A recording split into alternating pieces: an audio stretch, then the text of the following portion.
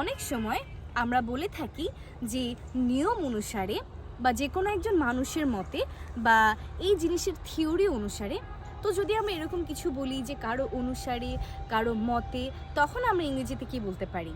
তখন আমরা এটা যদি একটা জিনিস হয় সেটার জন্য বলতে পারি অ্যাকর্ডিং টু সামথিং। আর যদি এটা কোনো একজন মানুষের মতো হয় তখন আমরা বলতে পারি অ্যাকর্ডিং টু সামওয়ান। তাহলে according to something and according to someone. যেমন আমি যদি বলি নিয়ম অনুসারে তোমাকে এই কাজটি করতে হবে, according to the rule you have to do this. আমার মায়ের মতে ধৈর্য ধরা ভালো, according to my mother keeping patience is good. তাহলে যদি কোনো জিনিস নিয়ে কিছু বলতে চাই, কোনো জিনিসের মতে, কোনো জিনিস অনুসারে, তখন আমরা বলবো অ্যাকর্ডিং টু সামথিং। আর যদি কোনো মানুষ হয় সেই ক্ষেত্রে আমরা বলবো according to someone. Now we can just try to make some sentences with it, and I hope to see you in the next class. Don't forget to share this lesson with all your friends. Allah Hafiz.